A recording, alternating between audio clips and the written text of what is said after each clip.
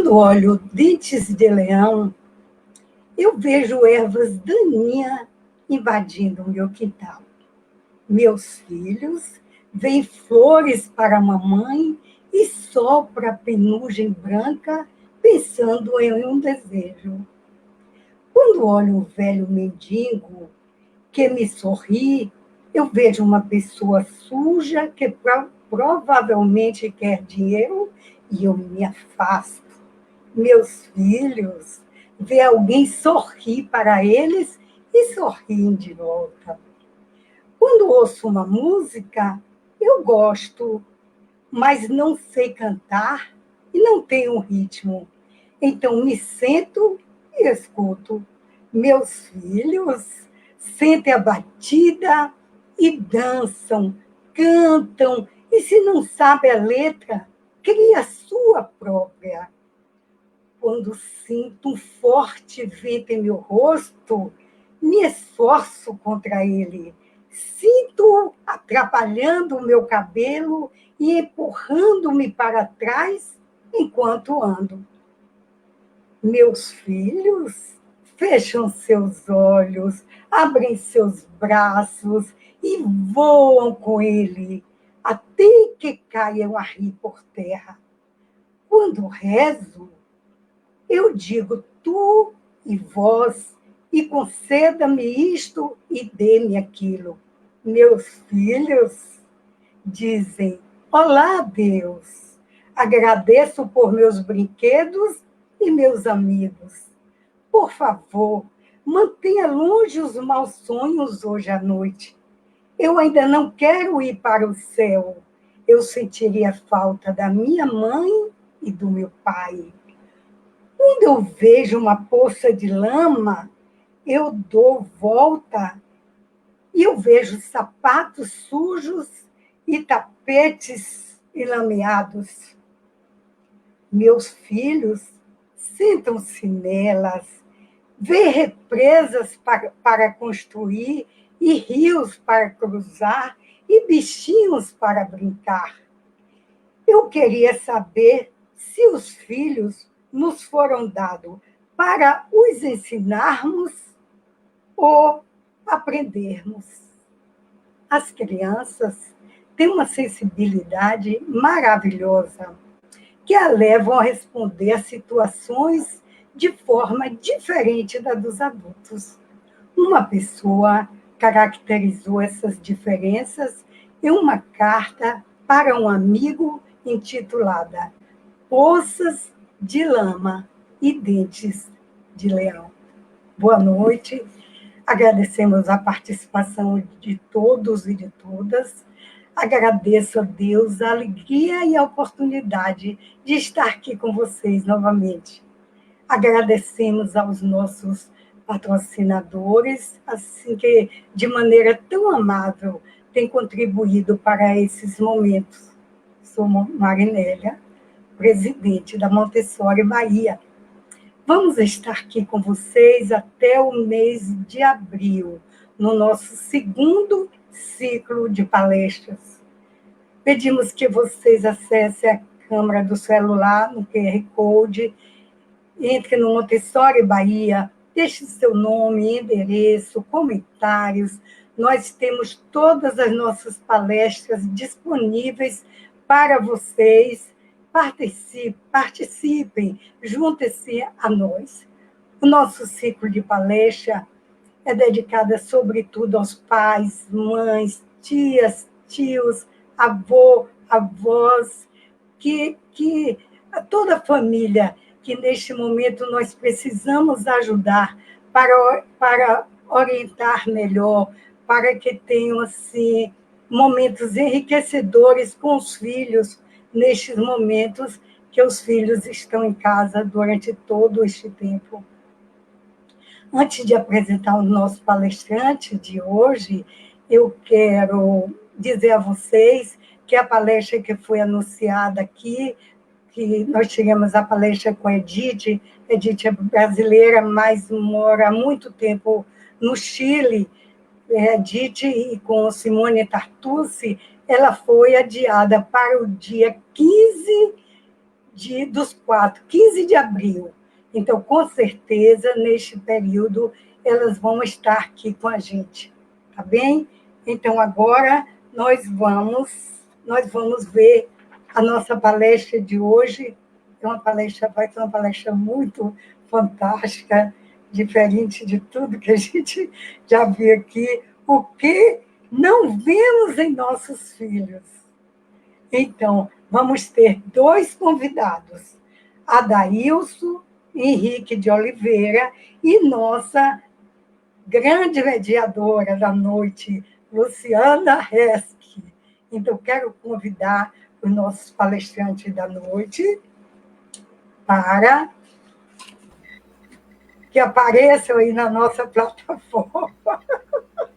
Boa noite, Adailson. Boa noite, Luciana. Noite. Então, Adailson, ele é um pesquisador e professor universitário, mestre em cultura pela UFBA, pós-graduado em filosofia contemporânea, psicopedagogia clínica e leitura e produção de textos. Além da docência, atua como coordenador da sala de recursos multifuncionais e inclusão de pessoas portadoras de déficit intelectual junto à Secretaria de Educação do Estado da Bahia. E Luciana Resch, nossa mediadora, ela é gestora das escolas montessorianas Peteleco e SEMP, em Belém do Pará, e educadora montessoriana e psicopedagoga. Então, boa noite a vocês mais uma vez, sejam bem-vindos.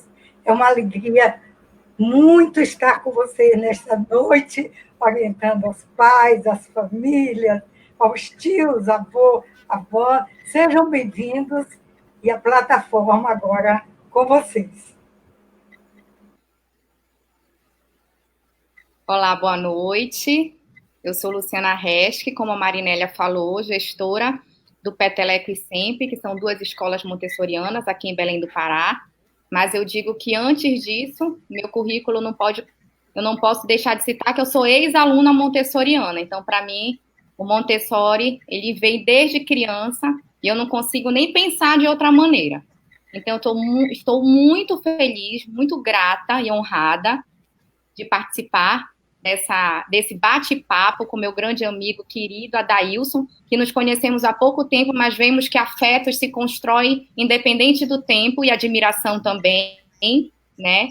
Então, muito honrada pelo convite da Montessori Bahia, que é uma organização, uma associação que vem promovendo cada vez mais a união da educação, né, montessoriana. Então, muito obrigada, boa noite.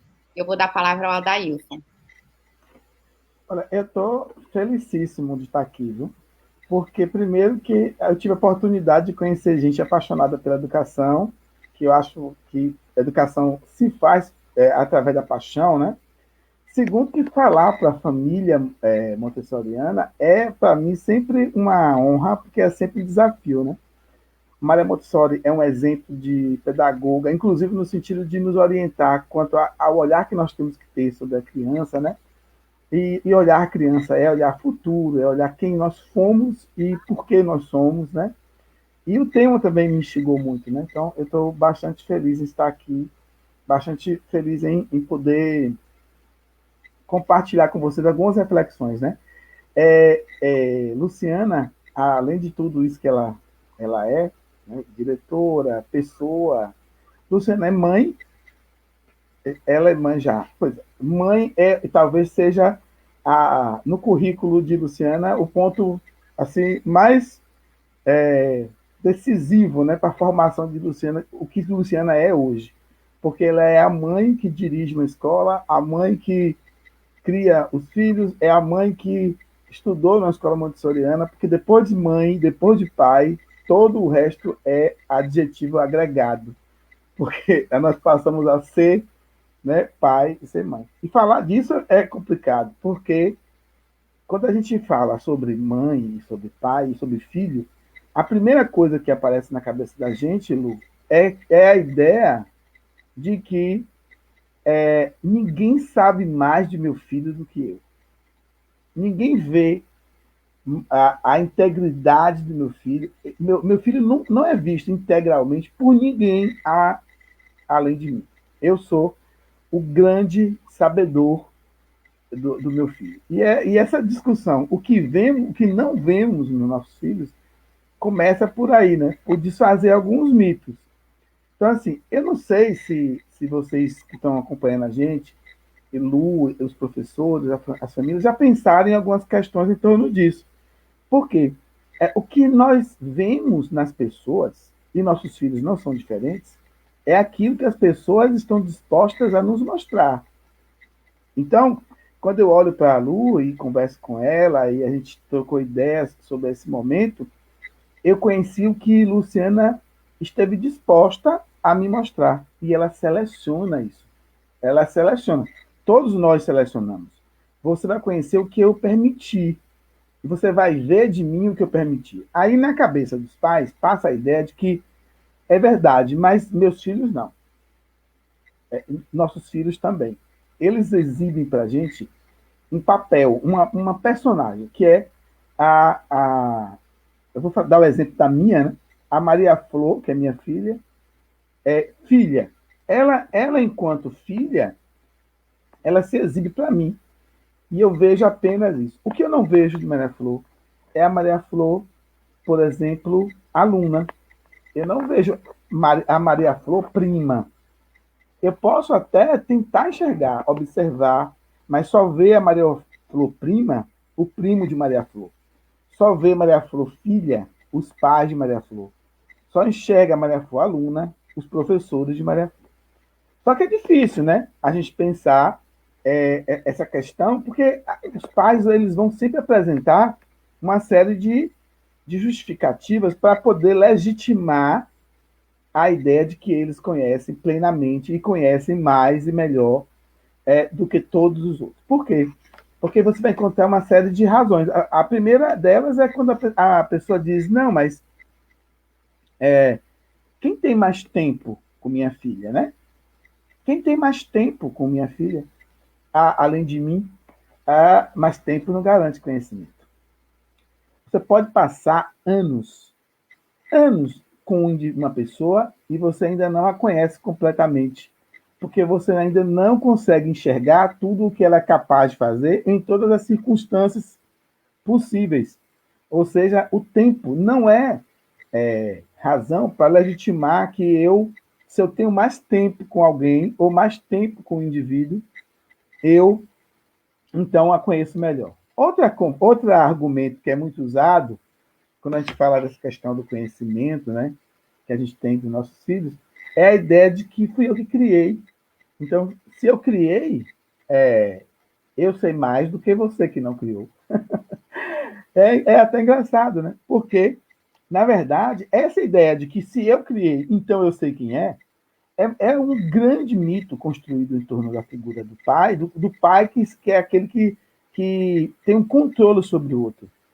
Gente, esse processo de conhecer o outro, de ver o outro, é muito mais complexo. Por quê? O que eu chamo de fui eu que criei? Né? Fui eu que dei amor? Fui eu que dei valores para meu filho e, portanto, eu conheço? Não, sabe por quê? Porque uma coisa é o que eu dou para o outro. A outra coisa é o que ele faz com o que eu dei. Eu posso dar amor e ele entender que fui fragilizado. Eu dou amor para meu filho e ele cresce e diz: você me protegeu demais com seu amor. O que ele fez com o meu amor não é o que eu imaginava, portanto, foge do nosso controle. As pessoas não são o que recebem, elas são o que fazem daquilo que receberam. E, portanto, com os nossos filhos não é diferente. Por que é importante refletir sobre essas questões? Primeiro, porque a gente não pode se negar a conhecer nossos filhos verdadeiramente, conhecer nossos filhos da maneira apropriada. E eu só consigo ajustar o modo como eu conheço meus filhos se eu refletir. Então, a ideia de que fui eu que criei não justifica. A ideia de que sou eu que tenho mais tempo com ele e, portanto, conheço melhor também não justifica, porque nem tempo, nem criação determinam isso. Uma outra questão quando os pais chegam para mim, eu vou atender algum pai, e ele me diz assim, é muito recorrente, né? Ele diz assim, é genética, a gente conhece por genética, né? Como se algo, algum componente genético fosse, de algum modo, me ligasse de algum modo a meu filho, a ponto de que eu conseguisse enxergá-lo na sua completude, né? Também não é por aí. Essa perspectiva de que eu conheço meu filho e vejo tudo nele, porque geneticamente isso está estabelecido, é um grande equívoco. E, na verdade, é um grande mito construído pelas famílias, pelos pais, para poder garantir, como é que eu vou dizer, tranquilizar a gente, sabe? Porque é interessante tranquilizar. Uma outra coisa que é muito importante é pensar, por exemplo, as pessoas que conhecem imagens congeladas dos filhos. Eu não sei se vocês já perceberam isso, mas na filosofia e na psicologia humanista de Maslow, por exemplo, é bem claro a perspectiva de alguns pensadores que apresentam para a gente a seguinte reflexão. Veja, a gente tem por hábito congelar imagens das pessoas e, a partir dessas imagens congeladas, pensar elas como produtos de um conhecimento profundo, amplo. Então, assim, eu tenho, por exemplo, a imagem congelada de minha avó. E aí eu digo, ninguém conheceu, nenhum neto conheceu tão bem minha avó quanto eu. Mas, na verdade, o que eu tenho dela é uma imagem congelada de alguns momentos em que ela me orientou, esteve do meu lado, se colocou à minha disposição para me ouvir. Essas imagens congeladas não dão o todo. Então, vamos voltar à pergunta? Quando eu digo aqui que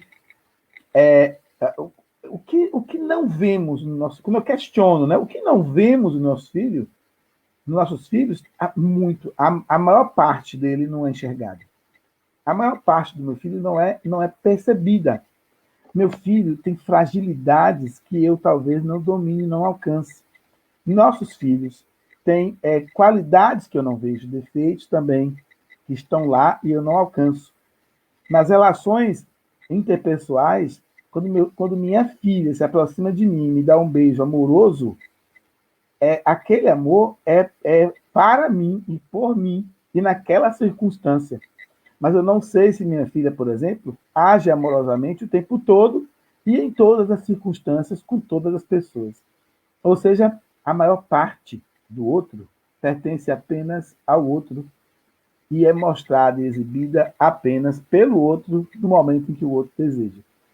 A perspectiva de que a gente entende a completude de nossas crianças, nossos filhos, é um equívoco, é um mito, e é um mito já trabalhado, já discutido, inclusive na filosofia, na psicologia, pela pedagogia, e a gente precisa repensá-lo. E por quê? Porque fica mais seguro, mais tranquilo, eu entender que sei menos do que imagino de meu filho, para poder construir conhecimento, do que o contrário. Só para eu passar aqui, porque eu quero ouvir Luciana também, o que ela pensa sobre essas questões que eu estou levantando aqui. Mas só para a gente dar uma amarrada nessa primeira parte, né? Então, veja, qual é o princípio do conhecimento? A ignorância. E a ignorância é reconhecida.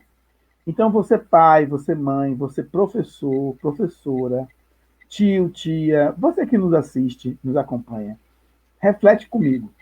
Se eu penso que sei, eu paro de buscar conhecimento. Se eu tenho convicção de que já conheço, de que já enxergo tudo, eu paro de buscar enxergar.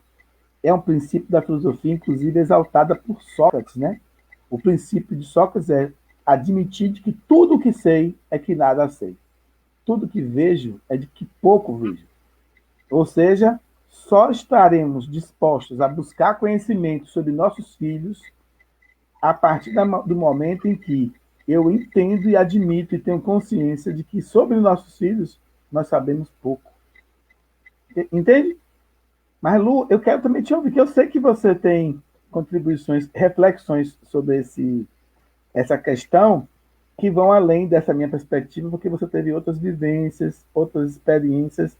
E aí, eu sei, na tua vivência como diretora, eu imagino o quanto a descoberta do outro é importante para a gestão, por exemplo, do conhecimento na sala de aula, né? Dos próprios colaboradores, professores, professoras, o quanto buscar entendê-los e conhecê-los o tempo todo é que faz a escola caminhar e caminhar dentro do trilho correto, né? Eu acho que Lu deu uma congelada ali. A tecnologia nos destrói. Tá vendo que a gente não conhece nem a tecnologia? A gente não sabe pouco até da internet. Mas vamos continuar. Quando o Lu voltar, a gente vai... Eu vou interagindo com ela ali. Marinélia apareceu ali, belíssima, inclusive para me humilhar, ficar ali do meu lado, me humilhando com essa beleza toda. Mas você quer falar algo? Eu posso Não, seguir. é porque eu acho que tem um problema técnico na transmissão de Luciana Resch. Enquanto ela não vem, aí eu estou participando aqui com você Ok. e ouvindo realmente o que é que você tem para falar sobre o que é que os pais não veem nos filhos. Uhum. Está entendendo? Eu estou aqui Ok. esperando a Luciana Resch voltar e estou com você. Tá Pode bom. continuar, que está belíssimo. Ok. Mas vamos lá. Aí eu tenho uma pesquisa com relação a isso junto aos pais, né? Eu escuto muito as famílias com relação a esse aspecto, porque as famílias são o tempo todo surpreendidas por um filho novo, né? E aí eu sempre digo a elas, comecem a pensar o outro, e não só o filho, né, e a filha, mas pensar o outro como uma novidade. Vamos fazer um exemplo? Hoje vocês saíram de casa, foram trabalhar, ou não saíram, né? Ficaram em casa, mas assistiram lives, participaram de alguns encontros, digitaram trabalhos, deram aulas, ouviram pessoas, e cada um à sua maneira. Mas quando vocês se encontram à noite, eu não sei como é aí na dinâmica da sua casa, para tomar um café, ou vão dormir, deitar na cama do lado do companheiro, da companheira. Quando vocês estão se encontram para dar aquela respirada, ninguém pergunta ao outro quem é você. Até porque vão achar que é doido, né? Você tá louca? Você tá louco me perguntando quem eu sou? Mas aquela pessoa que está dormindo com você é outra. Já não é aquela que viveu apenas o que tinha vivido ontem. Já é aquela que mudou de opinião, que assistiu e viu e contactou pessoas e refletiu sobre a vida. Portanto, meus amigos, quando eu questiono o que não vemos nos nossos filhos, é importante que todo mundo se questione o que é que nós não vemos no outro. E nesse outro que está cotidianamente do meu lado. Nesse outro que cotidianamente eu vejo, eu encontro. Porque nós, para nos protegermos, o que a gente faz? A gente congela imagens. Então eu congelo a imagem de minha esposa para eu continuar amando. Porque se eu começar a conjecturar tudo o que ela viveu, pensou, mudou, alterou, esse novo ser que está do meu lado, eu posso começar a duvidar de que amo, né? Agora nós vamos ver um outro aspecto sobre essa discussão que fala disso, fala do amor, e vocês vão entender como é muito mais importante duvidar do outro para continuar amando do que congelar o outro para manter um amor que às vezes nem verdadeiro e sincero é mais. Oi, Lu! Tecnologia. Olha, tecnologia, e para falar de filho, quando caíram as duas vezes, por quem eu gritei? Meninas, me ajudem! Lá vieram as duas da geração 4.0, entra uma no cabo, entra outra na rede, e é assim que funciona, né? Mas eu queria ainda pegar o ganchinho daquele assunto anterior, porque, de fato, é muito intrigante essa questão do eu conheço o meu filho. Ninguém mais no mundo conhece o meu filho mais do que eu. E eu, na experiência, como educadora, eu já tive várias inquietudes quando a gente conversa com uma mãe na escola e a mãe diz, não, meu filho não faz isso, o meu não faz. Aí eu digo assim, normalmente para ela, isso eu aprendi com grandes educadores também. E eu disse assim, não, você conhece o seu filho, eu conheço o aluno. São pessoas diferentes, porque os ambientes sociais trazem respostas diferentes a eles, certo? E como mãe, eu tento também me lembrar disso, porque apesar de educadora, dissociar esse papel não é fácil, né? Então, assim, esses mitos sobre o poder que eu tenho do conhecer e o achar que eu conheço mais do que todo mundo é perigoso nas nossas relações, né? Então, assim, eu acho que foi muito interessante ser levantado esse questionamento, porque é algo que a gente tem que o tempo inteiro trabalhar internamente, esse adultismo. Para o adulto é tudo muito simples, mas será que a gente está respeitando o tempo dessa criança, o desenvolvimento dessa criança, o que ela tem no arcabouço de emoção dela? Não sei. Exatamente. Essa reflexão que você levantou aí, ela é ponto crucial para a gente poder começar a construir uma reflexão mais aprofundada sobre o modo como conhecemos os nossos filhos, né? Não apenas o modo como conhecemos, mas assim, identificar o que não sabemos. Quer ver uma coisa, Lu e Marinelli? Quando a gente pensa sobre nós mesmos, né? Você perguntar assim, você se conhece, Lu? Você vai dizer, ninguém mais me conhece que eu. Aí eu digo, ô, Lu, quem é você? Você vai começar a inventar agora. Tá todo mundo inventando. Quem está acompanhando aqui a live? Está começando a inventar quem sou eu. Aí começa a inventar palavras assim. Eu sou Adailson. Eu sou. Não, aí é meu nome. Não é quem eu sou. Ah, não, eu sou ser humano. Aí é o quê? E não quem. Não, mas eu sou professor. Aí é o que eu faço. Quem eu sou? A gente começa a construir um monte de palavras, assim, começa a procurar e a dizer, eu sou bonito. Aí é mentira. eu começo a construir sobre mim uma série de impressões, sabe, Lu e Marinélia? Quando, na verdade, nós somos esquecidos de nós mesmos. Sabe o que eu sou de mim? Um estranho. Porque nós, via de regra, nós não nos dedicamos a pensar sobre nós mesmos. Não nos dedicamos a pensar sobre quem está do nosso lado. A gente não se dedica a conhecer nem a nós mesmos, imagine ao outro. Então, eu me contento com o que chega até mim sobre minha filha. Eu me contento. Eu me contento com o que chega até mim, de minha esposa, de meus amigos. Por quê? Porque é uma coisa que nós não nos dedicamos. Isso é da cultura ocidental. A nossa cultura ocidental, ela parte desse pressuposto de que o que eu sou e quem eu sou está pronto, acabado, e eu não preciso mais discutir. E aí vem algumas respostas de pesquisas que eu fiz com algumas famílias. E aí eu adoro discutir isso, né?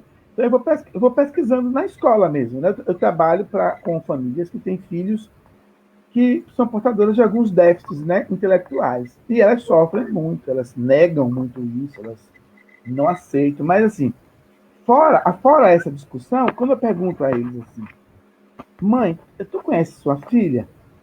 Elas todas, sim. Elas só respondem não quando está na adolescência ali, sabe? Que a menina quer algumas coisas que ela acha que não pode, o menino está fazendo coisas que não conheço mais. Conhecia, mas agora não conheço mais, porque se tornaram estranhos. Né? Na fase do conflito. Na fase do conflito, eu digo. Agora, quando eu pergunto sobre a filha, criança, tal, até essa idade, ela diz, não, conheço, lógico que eu conheço. Aí eu pergunto assim, como você conhece, mãe? A principal resposta é amando. Eu conheço amorosamente. E eu queria alertar todos nós sobre esse é o maior de todos aqueles mitos que a gente estava conversando. Então, quando eu digo que amo amorosamente, vamos pensar no que é que o amor é capaz de nos revelar. Nós temos alguns tipos de fenômenos ligados ao amor. O primeiro deles é o amor que idealiza. Eu não sei se vocês já pararam para pensar. É assim, eu, Adailson, penso, a mulher ideal para mim, ela tem o cabelo assim, o rosto assim, ela fala assim, ela anda de tal modo, ela caminha assim. Então, Marinélia, quando pensa assim, o meu homem ideal, o homem que eu vou amar, tem essa altura, fala de tal modo. Lu também, né? A pessoa os amigos que eu amo, eles caminham assim. E de repente, eu olho para uma pessoa e digo, olha, aquela menina anda como eu gosto, ela pensa como eu gosto, ela fala como eu gosto. Eu estou amando a menina. Mentira.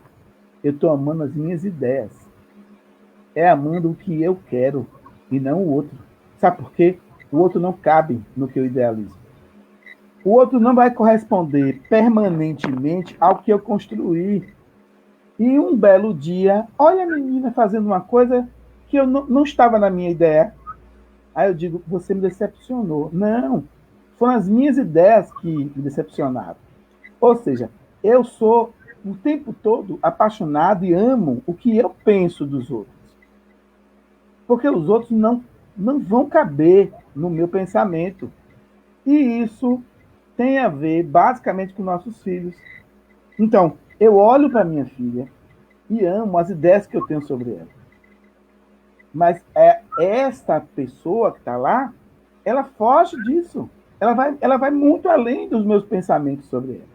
Então, a primeira coisa que é importante pensar é que esse amor idealizante, ele é uma grande falácia e é um grande problema para o nosso processo de conhecimento do outro. Entende? Porque eu acabo me apaixonando e amando e reforçando apenas as ideias que eu construo sobre esse outro.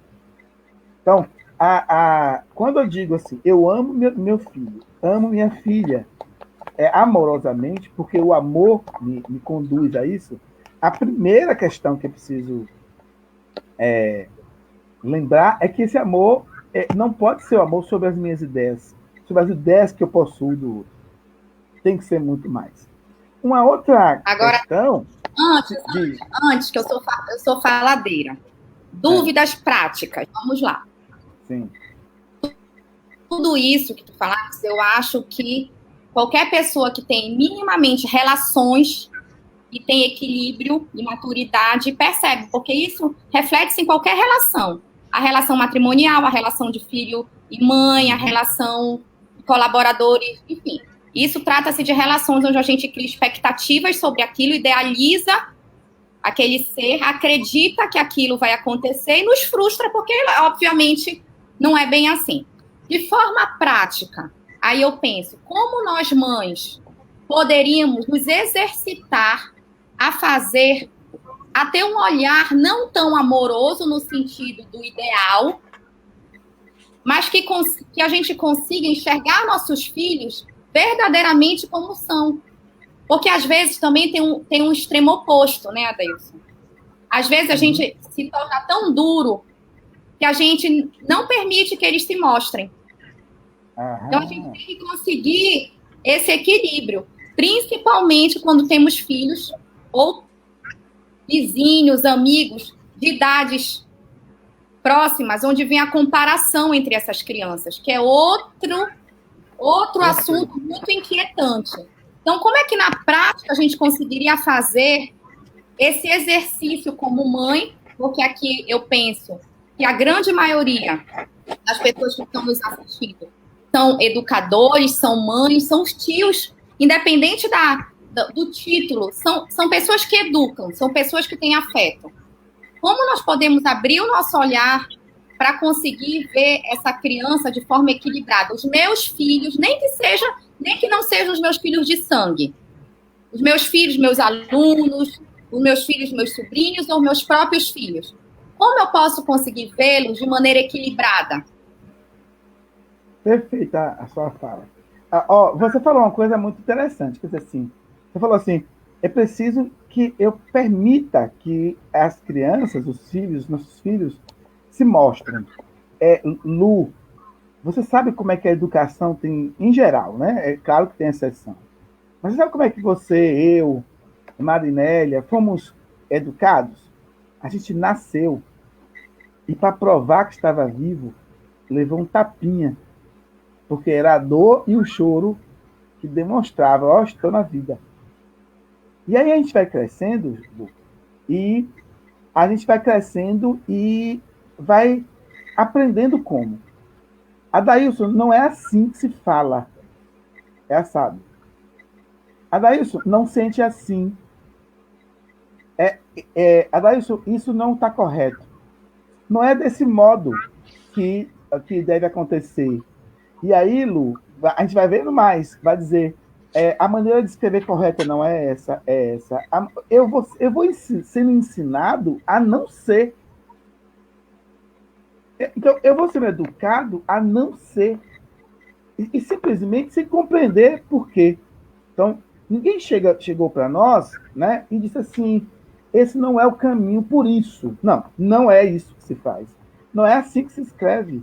Isso que é o certo. Aquilo aqui. E é aí que entra a Montessori, no seu brilhantismo, para nos mostrar que nós não podemos educar a criança para não ser. Então, muito provavelmente, uma série de filhos e filhas não se mostram porque entendem que é errado ser quem elas são. Lu, eu estava. Hoje eu já fiz uma palestra mais cedo, né? Eu trabalho na faculdade de medicina. E eu conversando com alguns pais e dizendo assim: eu não sei se vocês todos lembram do menino Alex, do Rio de Janeiro. Esse fato aconteceu em 2014. Aí eu queria compartilhar com vocês aqui.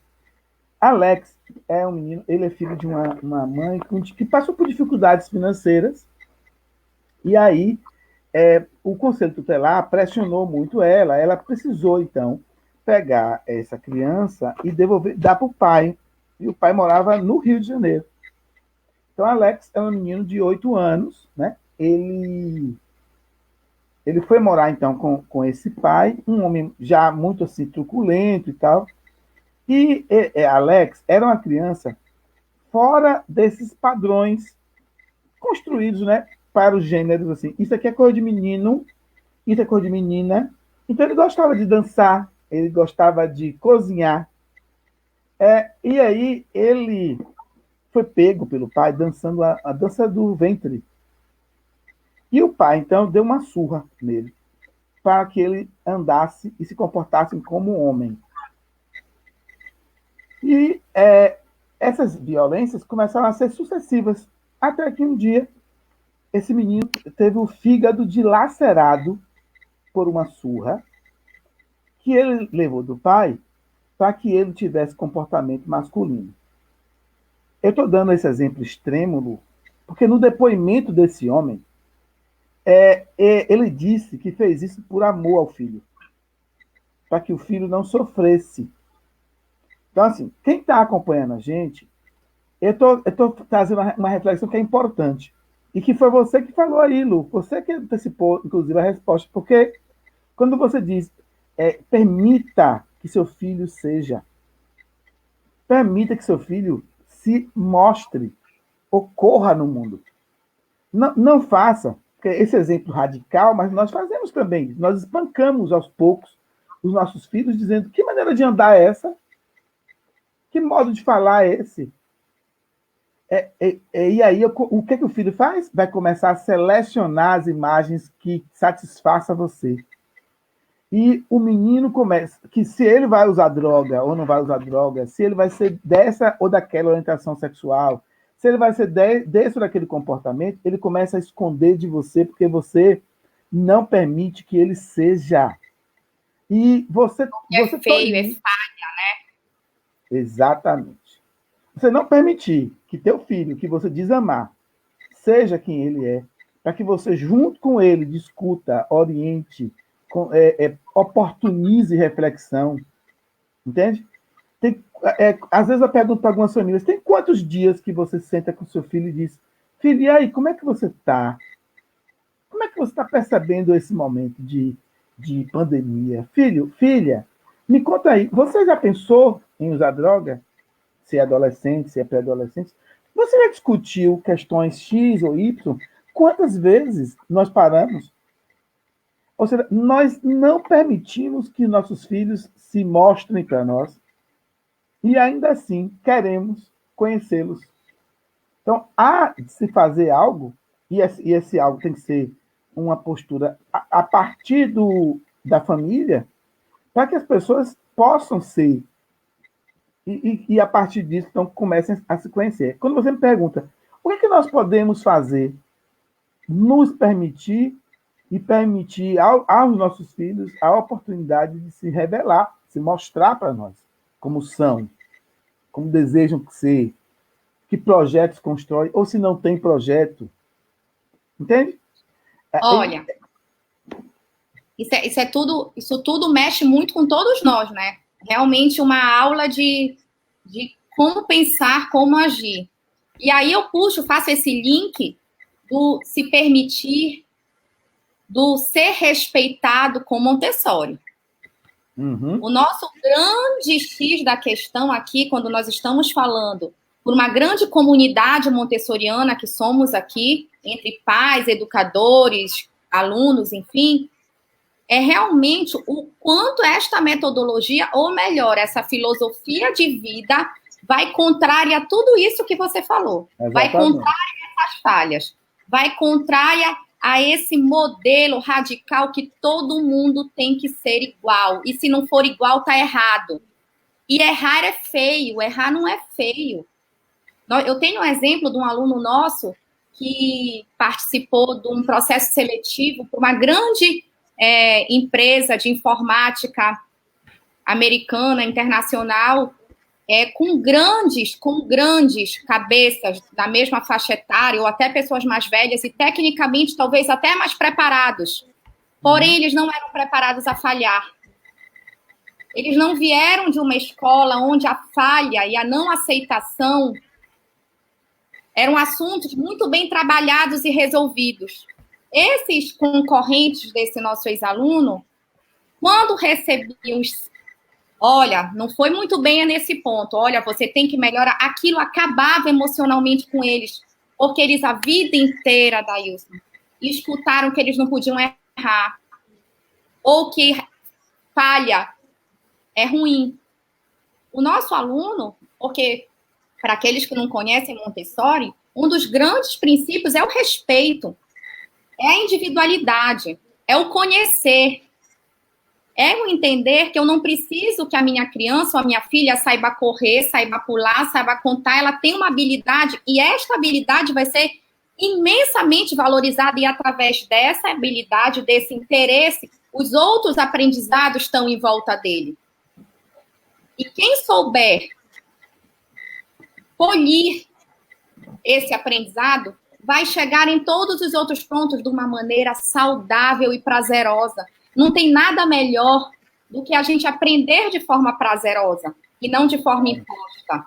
Eu não tenho que fazer uma prova, eu não tenho que aprender um conteúdo ao mesmo tempo que o Adailson está aprendendo. Olha a grande habilidade que ele tem, que talvez eu não tenha, mas eu tenho uma que ele não tem. A gente não pode se completar? Lógico. Né? Lógico. Então,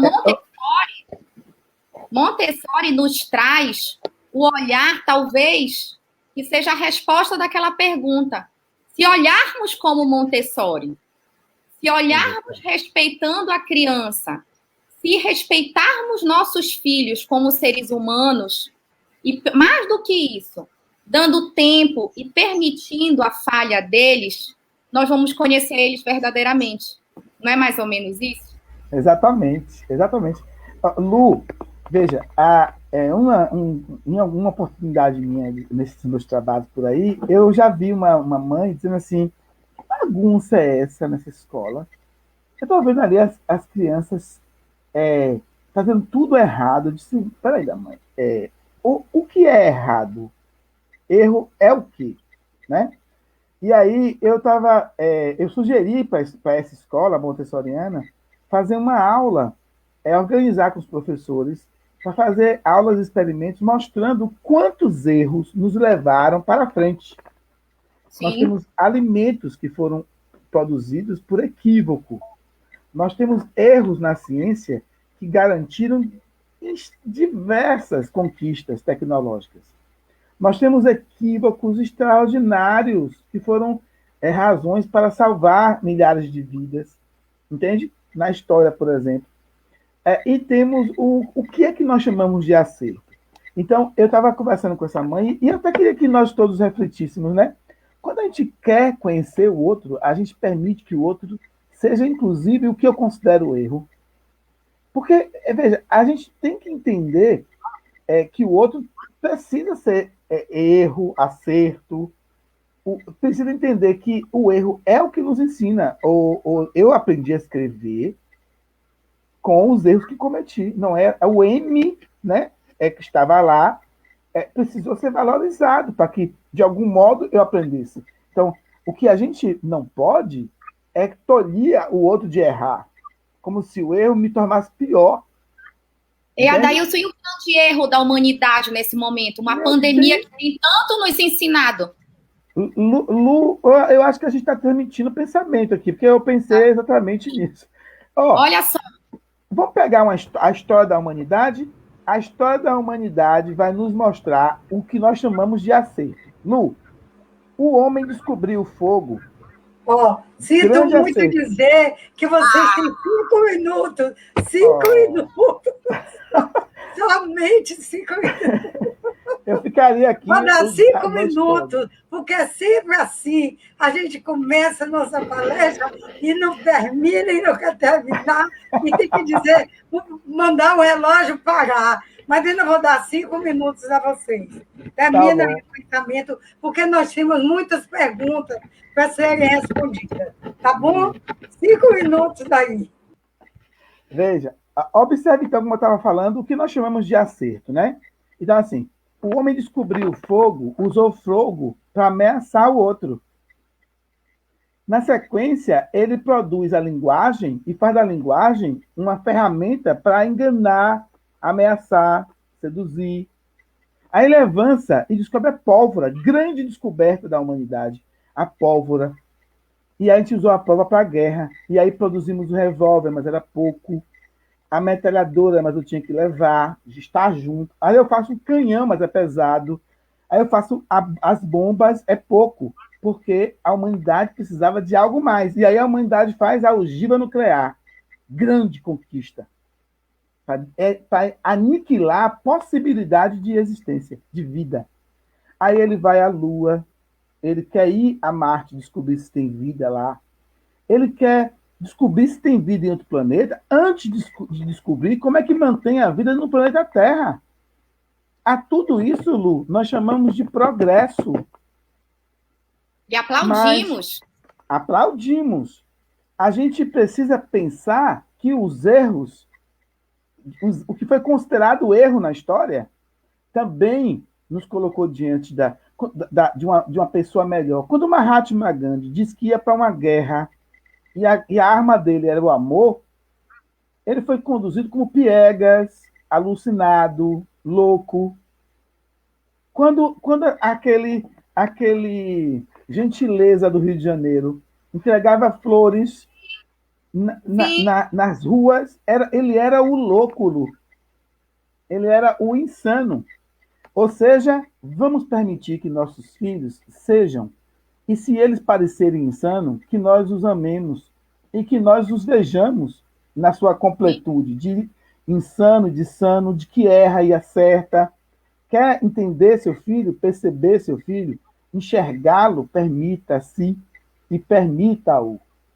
Porque sem isso, sem essa permissão para que nós nos revelemos, jamais teremos a oportunidade, de fato, de amar de verdade.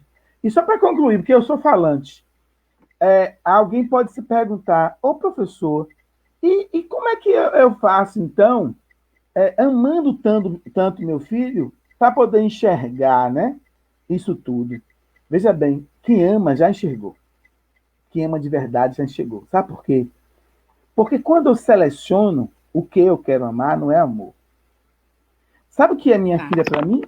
A minha filha tirou meu sono, minha liberdade, meu dinheiro. Minha filha tirou, inclusive, a minha tranquilidade, ela me preocupa, e eu ainda assim quero estar com ela. Isso é amar. É entender que o outro tira de mim muita coisa, e ainda assim eu a quero. Amar só o que me traz coisas não é amor, é egoísmo. É outra história.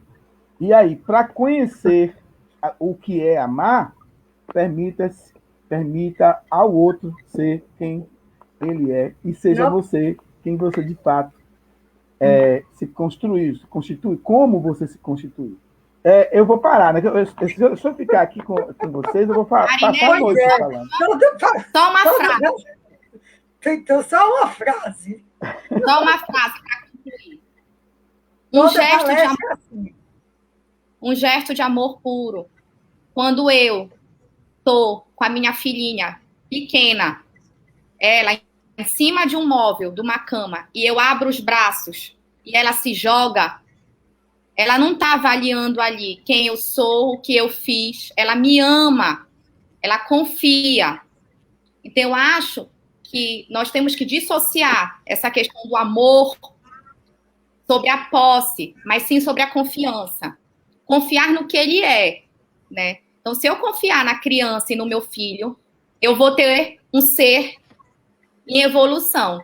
Eu acho que eu fecho essa minha fala dizendo que é isso que nós aprendemos todos os dias dentro do ambiente montessoriano, a confiar na criança. Olha, todo mundo aqui, ó, Adailson e Luciana, no chat, todos estão brigando comigo porque não querem que vocês falem. Mas a minha missão aqui é de ser dinamizadora e de fazer perguntas e tudo. Eu quero parabenizar, eu sei que o tempo é curto, mas vou fazer o quê? Eu tenho a responsabilidade de orientar. Deixa eu lhe dizer, fazer uma coisa assim, Adails, que você disse assim, sua filha tem os pensamentos diferentes, ou então se diz, não sente assim, isso não está correto. Muitas vezes, na educação infantil, os adultos comportam em relação às crianças como se elas fossem adultos. Então, elas dão esses comandos, não é? Não sei, fique em silêncio, comporte, bam, assim, mas tem que pensar que a criança pensa e age diferente do adulto. Como você ia falar de criança, aí eu comecei como o adulto pensa e como a criança pensa. Eles pensam totalmente diferente. Isso Montessori fala, até no livro, a criança que você mesmo falou, ela fala da criança, como a criança pensa diferente do trabalho da criança, mas a gente ficaria aqui o tempo todo. E eu tenho uma pergunta para fazer a você aqui também, assim, ou você ou a Luciana, assim, qual o maior erro que os pais cometem quando não se dedicam a conhecer verdadeiramente seus filhos?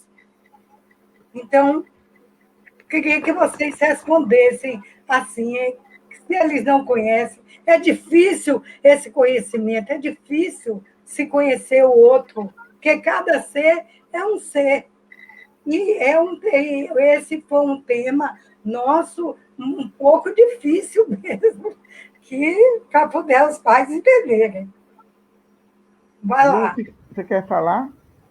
Na verdade, não é que seja um maior erro, eu acho que é o maior desafio, porque creio eu que nenhum pai, mesmo que ache que esteja fazendo algo para não conhecer seu filho, esteja fazendo de forma proposital ou premeditada. Eu acho que realmente o não conhecer é um alerta que todos nós pais temos que nos questionar todos os dias como rotina. Eu conheço meu filho, eu estou me esforçando para conhecer meu filho, ou eu estou deixando essa máquina da vida rolar e eu estou criando uma perspectiva e uma expectativa que talvez nunca seja alcançada, né? E eu acho, voltando àquilo que eu pouco falei, a pandemia nos trouxe muito isso. Na marra, a obrigatoriedade de estar junto aos nossos filhos, a repensar o modo de conhecê-los até para que a gente consiga valorizar futuramente as suas qualidades, para que eles não entrem num sofrimento profundo lá no futuro e a gente acaba não se enxergando nesse processo. Nós somos peças fundamentais nesse processo. Então, assim, eu acho que não o grande X não é achar que é um erro. Bora tirar essa palavra, até das nossas vidas como pais. Não é o erro. É conseguir permanecer reflexivos sempre em busca do conhecer, do estar próximo, do aceitar.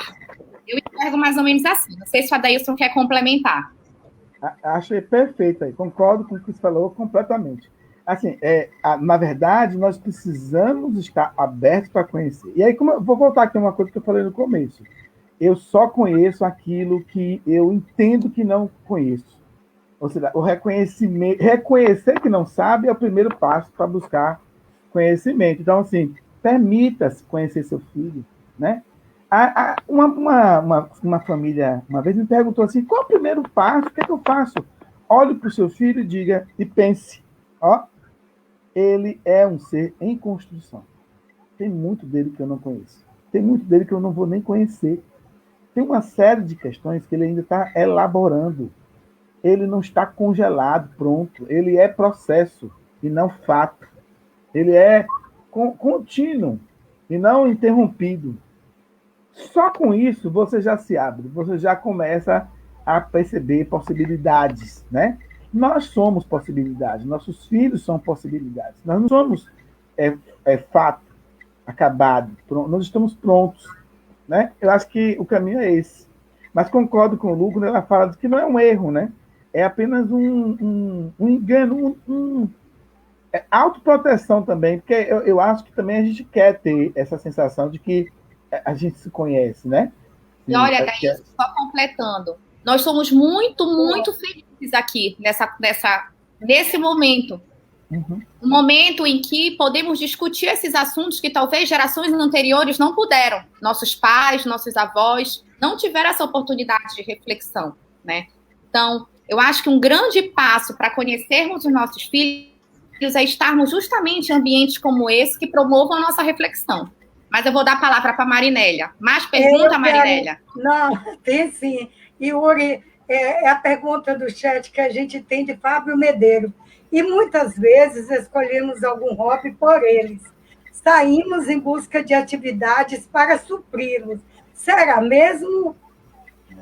Fábio Medeiro, fazer a tua pergunta para vocês aí.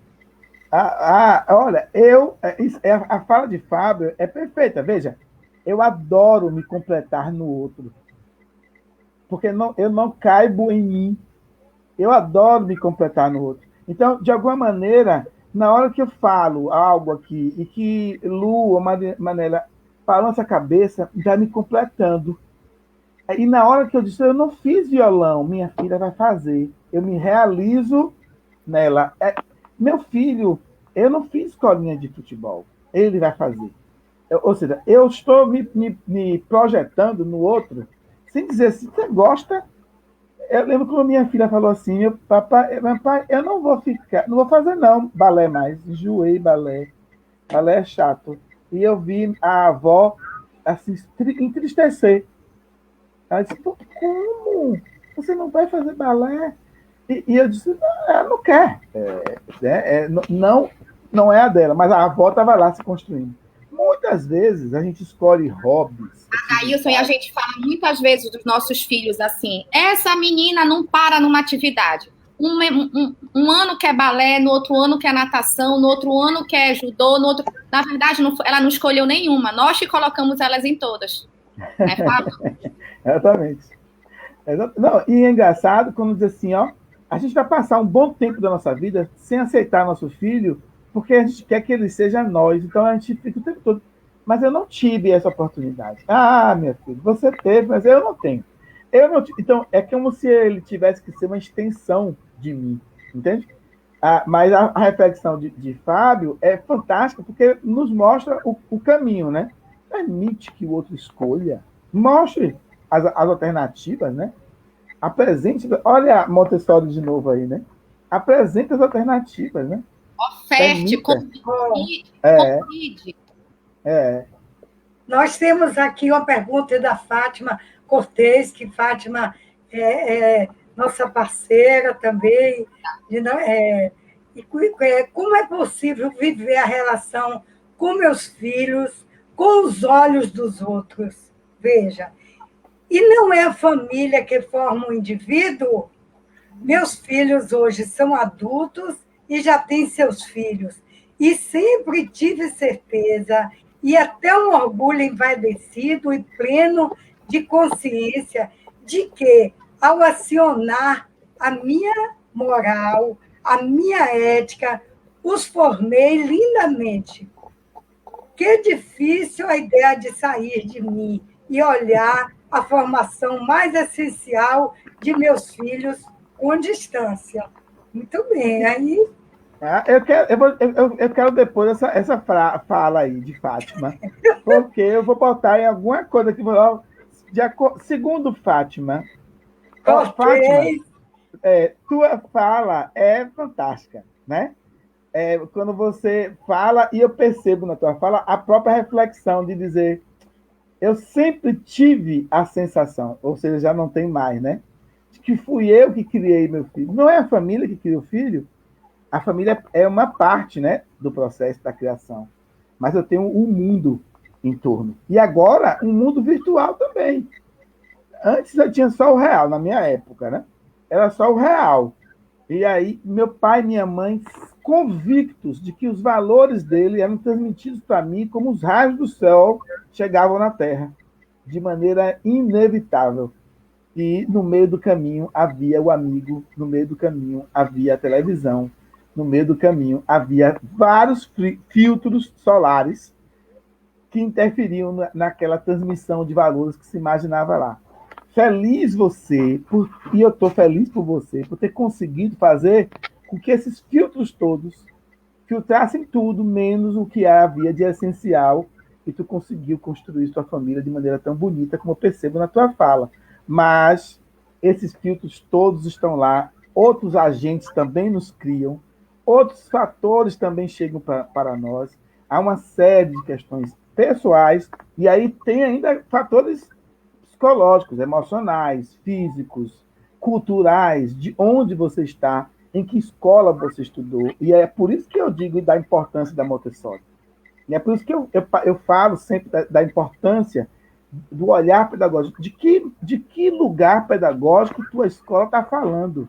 Tem um monte de pai aí trabalhando com escolas que não falam de lugar algum, que se dizem construtivistas, que se dizem, mas não falam de lugar algum. Por isso é que eu admiro essa perspectiva da Montessori de nos garantir a convicção e a certeza de que esses valores são estudados e reestudados e pensados e repensados para os nossos filhos. Porque também na criação deles está lá a escola, está lá a sociedade, o bairro, o condomínio que você vive, etc. e tal. Mas adorei a fala dela. Como própria Montessori fala, a autoeducação faz parte da nossa vida. Então, vem esses elementos, mas essa autoeducação que é só nossa, é só da criança, é só da minha filha, da Manuela, assim como da Rafaela.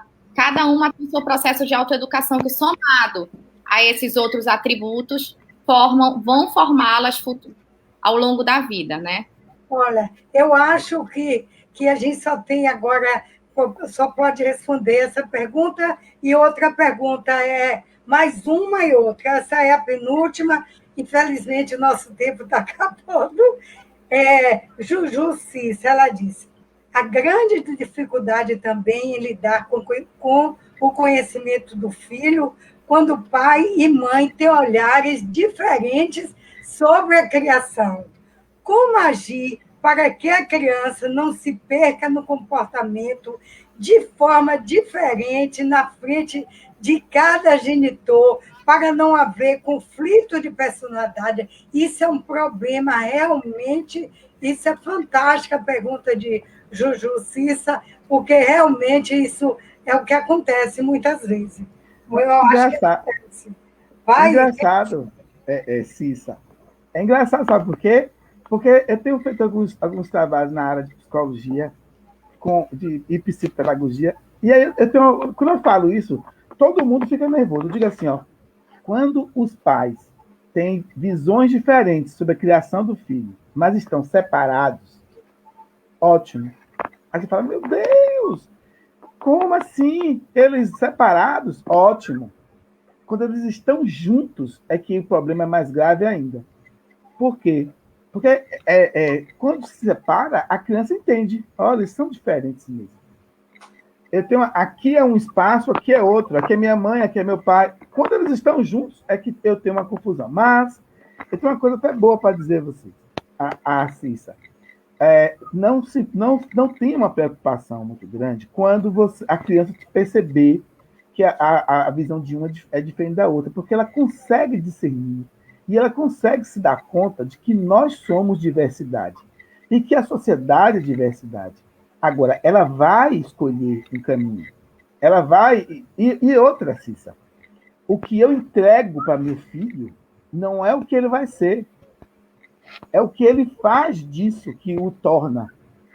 Só para concluir essa resposta, tem uma história da filosofia oriental que narra a história de um homem que ele morreu e, por ser muito sábio, quando ele chegou no céu, ele não quis ficar no céu. Ele falou, não, Deus, eu quero conhecer o inferno. E aí Deus, sábio, disse, não, vá lá, conheça o inferno. Quando ele chega no inferno, o homem encontra um lugar lindo, de céu azul, grama verde, de pessoas maravilhosas, todo mundo vestido de branco, comida, água, aves voando, sabe aquele negócio belíssimo? Aí ele começa a olhar direito as pessoas e as pessoas são infelizes. Por quê? Porque lá as pessoas não tinham cotovelos. Elas não podiam dobrar os braços. Então elas tinham água e não podiam comer. Elas tinham beber, elas tinham comida e não podiam comer. Era uma vida eterna de ter e não poder. Naquela angústia das pessoas, ele pede, me leve no céu, porque eu quero ver agora o céu. Quando ele chega no céu, surpresa, o céu era igual ao inferno. Igual. No mesmo lugar, grama verde, céu azul, mas as pessoas eram felizes. Aí ele falou, porque aqui as pessoas têm cotovelos, elas se dobram. Não, lá também elas não podiam se dobrar, lá também elas não tinham cotovelos. Sabe qual era a diferença? É que lá, no lugar de cada uma querer colocar a comida na própria boca e a água na própria boca, uma colocava a comida e a água na boca do outro. Sabe qual era a diferença entre o céu e o inferno? Não era o que as pessoas tinham, era o que elas faziam com o que tinham. Sabe qual é a diferença entre uma criança de comportamento ético, correto, coerente, libertário, reflexivo, e aquela que caminha para outra direção? Não é o que ela recebeu, é o que ela faz com o que recebeu. Então, Cissa, oriente seu filho a saber refletir sobre o que vai fazer com o que tem. E não acredite que ele vai ser apenas o que possuiu. Eu estava falando um dia desse que eu conheço várias crianças que dizem assim, eu odeio meus pais porque eles me protegeram demais. E outras que dizem, eu amo minha família porque me protegeu. Outros vão dizer, sabe por que eu sou forte? Porque não tive proteção de minha família. O outro vai dizer, sabe por que eu sou fraco? Porque minha família me protegeu demais. Não é o que eu recebo, é o que eu faço com isso. Então, eu acho que não há mais tempo, Yuri. Yuri está bonzinho hoje. Yuri está ótimo. Graça Soares. É a última pergunta. Será que precisa conhecer para amar? Ou ama e vai pela vida se conhecendo e o amor vai nutrindo as relações entre pais e filhos? Muito bom, Graça. Boa pergunta, excelente. Muito boa.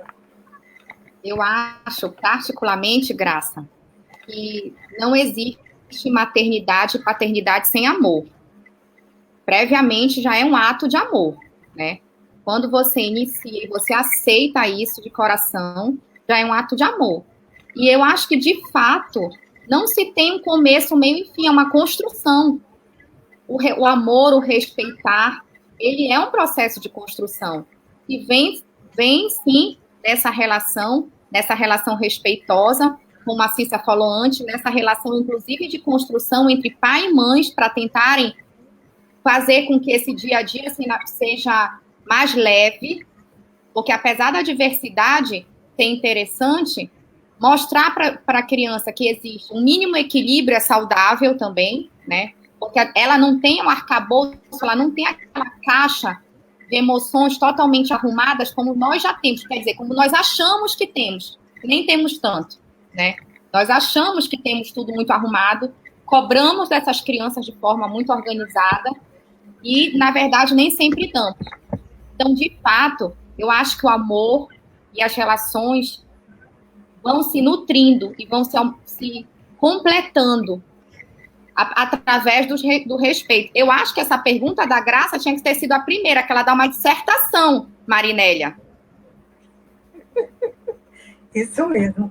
Então, eu acho que não há mais não pode mais perguntas, já passamos do horário, vamos terminar assim, eu iniciei com aquela carta de um amigo titulado Poças de Lama e Dentes de Leão, para ver como a criança pensa, e com a fala agora da Montessori, que ela ouvia a criança de 0 a 6 anos, ajude-me a agir por mim mesma. Então, é autonomia, responsabilidade, aquisição. E ela de 6 a 12, ajude-me a pensar por mim mesmo, que é o pensamento, a imaginação, a criatividade. E dos 18 anos, 12, 18, 24, ajude-me a pensar contigo. Então, que é grupo, sociedade, renascimento. Então, eu quero, antes de terminar, assim, que nós possamos rezar como as crianças. Olá, Deus, por favor, mantenha longe os maus sonhos hoje à noite. Eu ainda não quero ir para o céu. Eu sentiria a falta da minha mãe e do meu pai. Eu quero convidar vocês, nós teremos outra live no dia 18 de março, dando continuidade ao nosso ciclo de palestra com o tema, veja o tema, Montessori e a tecnologia. Temos como palestrante Sônia Joraz e nossa mediadora, nada mais, nada menos do que Thalita de Almeida. Ontem Thalita fez aniversário, parabéns, Thalita, muita felicidade para você, muitos anos de vida.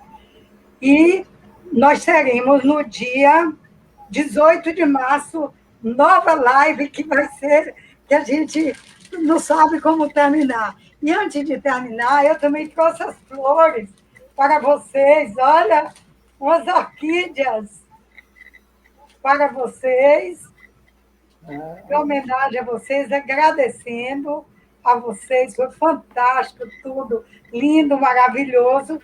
E agora a palavra de agradecimento com vocês, para a gente encerrar. Com vocês a palavra agora, de encerramento. Eu queria agradecer imensamente, é uma honra, é uma emoção mudar de papel, muitas vezes espectadora desse grande projeto da Montessori Bahia, e hoje como mediadora, é uma gratidão imensa. Realmente, esses momentos são tão ricos, passam tão rápido, a gente fica com aquele gostinho de quero mais o tempo inteiro. Isso prova que é legal, que foi gostoso. Então, agradecer imensamente a Marinélia, a toda a Montessori Bahia, ao meu parceiro Adailson, um grande prazer em trabalhar com você, em conhecê-lo, em trocar. E, de forma muito generosa, agradecer a todos que estão aqui assistindo, porque sem vocês também isso aqui nada não ia ter sentido algum. Muito obrigada do fundo do meu coração. Aqui, olha, eu estou emocionado, adoro falar de gente, de educação, e adoro falar com pessoas como vocês, Marinélia, Luciana. Eu estou apaixonado por vocês, eu me apaixono rapidamente. Estou aqui me dispondo a amar vocês e, portanto, a conhecer vocês mais profundamente. Queria agradecer a professora Ana Ruth, que me fez convite. Ela é uma querida, nós temos uma amizade aí de 20 e poucos anos. Sou muito feliz em estar aqui. Agradeço a todos que acompanharam. Estou aqui recebendo tanta mensagem aqui. Estou tão feliz com essas mensagens assim, de carinho, sobretudo num momento como esse, né? Se cuidem. Eu deixo aqui uma mensagem para que você só vá à rua, se necessitar, com máscara. Vamos amar a vida, respeitando-a. Né? Ensina isso ao teu filho. Vamos ver como é que a gente faz esse mundo se tornar menos estúpido, né? E vamos sobreviver ao coronavírus para um dia a gente se encontrar presencialmente e eu poder dar um abraço em cada um, porque abraçar é comigo. Muito obrigado, viu? Beijo, estou à disposição de vocês. As flores para todos vocês, a Thalita pelo aniversário, muito obrigada e até na próxima live, dia 18. Obrigada. Grande beijo, obrigada.